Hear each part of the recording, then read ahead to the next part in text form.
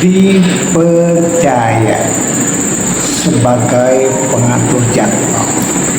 Tentu sebuah keistimewaan bagi seorang yang mendapatkan tugas itu. Tapi tugas pengatur jadwal harus dengan bijak menaruh atau meletakkan seorang pada jadwal yang sesuai. Bila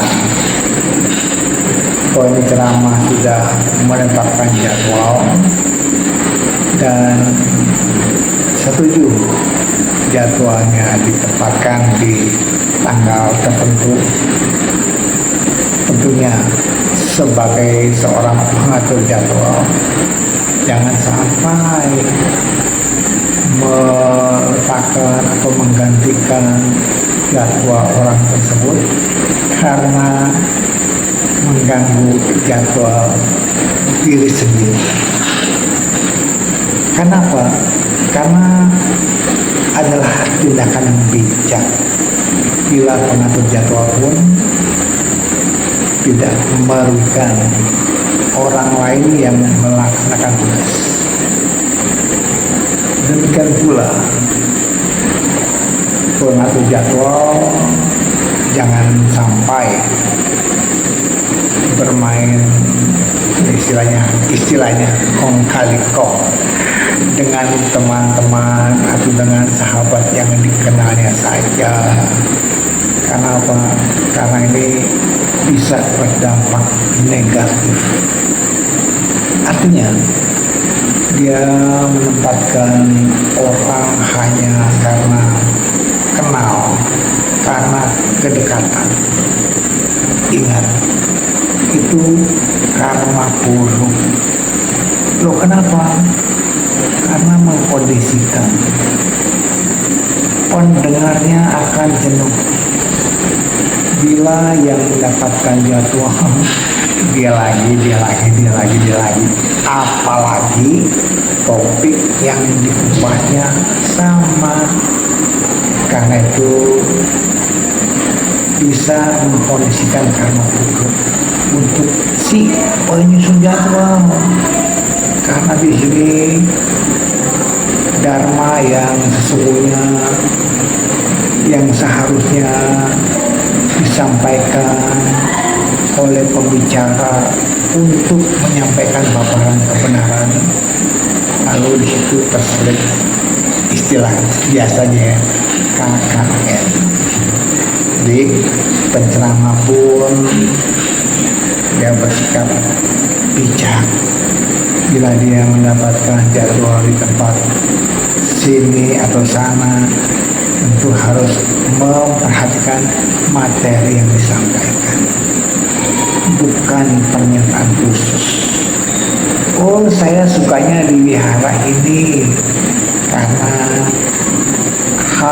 sesuatu hal yang tak bisa disebutkan. Jadi ada istilahnya penceramah mengidolakan, menyukai tempat-tempat tertentu. Padahal belum tentu umat yang dikunjunginya suka akan paparan dharma dari penceramah tersebut. Ayolah kita berpandangan dengan bijak dalam menyusun jadwal, dalam menempatkan seorang di sebuah tempat untuk kebaktian.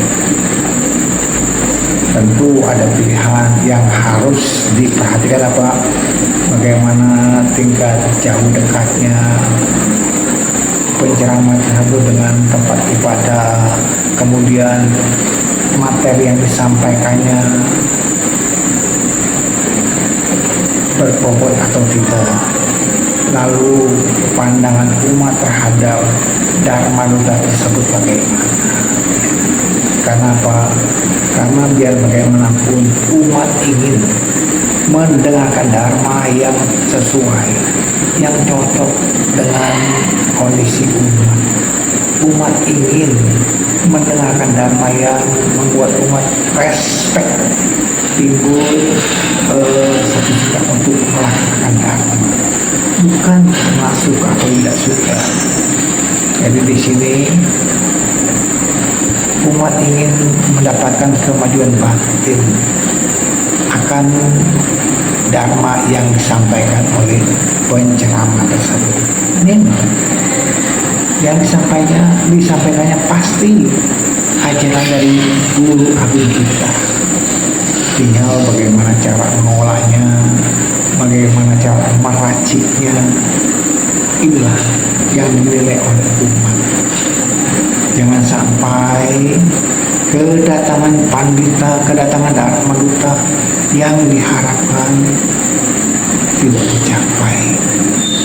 Akhirnya umat akan memilih melihat jadwal penceramah. Oh, penceramahnya ini, maka dia berbondong-bondong datang. Oh, penceramahnya ini, dia nggak hadir. Karena apa? Karena ketidaksukaan akan cara pemaparan dharmanya. Jadi hal yang wajar ketika dharma duta datang,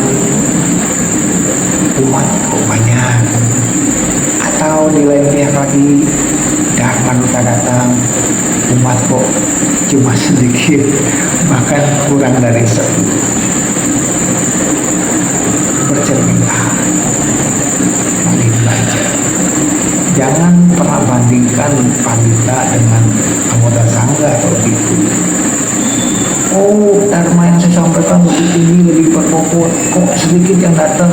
Kalau para itu cuma begitu aja bulan dharmanya, kok bisa banyak. Jangan pernah bandingkan. Kenapa? Seorang upasaka atau pandita sekalipun silanya tidak bisa dibandingkan dengan sila anggota sangga. Mereka punya power khusus, punya kekuatan dari dalam secara khusus. Kenapa? Karena nilai lebih dari sila yang dijalankan. Oleh karena itu, secanggih apapun, sepandai apapun, semenarik apapun, seorang penceramah dalam arti dia hanya sebagai pandita Romo Ramani akan kalah powernya dengan seorang anggota sangga. Kita harus menyadari, karena saya cuma 5 sila, anggota sangga ya sama nera 10 sila, anggota sangga biku 227 sila, bikuni 311 sila.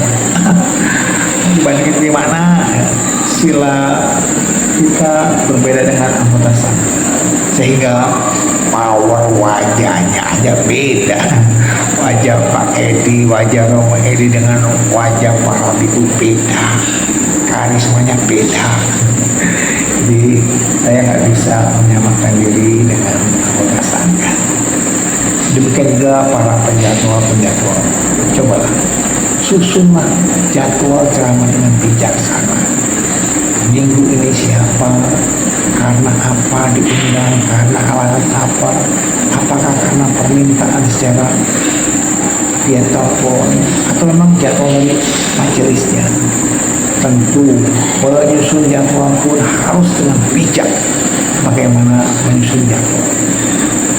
Dan sekali lagi ada harapan para pandita, para penceramah yang akan berceramah pun mempersiapkan diri dengan materi yang seoptimal mungkin. Nggak perlu kita mengolah suara seperti biku ini, biku itu, pandita ini, pandita itu, nggak usah. Tetapi kita tampilkanlah ceramah dengan ciri khas masing-masing. Yang pasti umat akan menanti kita bila babaran dharma yang disampaikan dengan cara yang menarik. Dharmanya adalah dharma sang, dharma guru agung kita. Kita kutipan-kutipan sudah silakan. Ambil suka yang ini yang itu silakan. Dengan berbagai macam cara, apakah secara konvensional atau dengan menggunakan PowerPoint, buatlah paparan Dharma menjadi hal yang menarik. Intinya kita menyebarkan Dharma, mengajak umat untuk belajar dan mempraktikkan Dharma dalam kehidupan sehari-hari. Semoga uraian Dharma yang singkat ini bermanfaat. Semoga semua makhluk hidup berbahagia.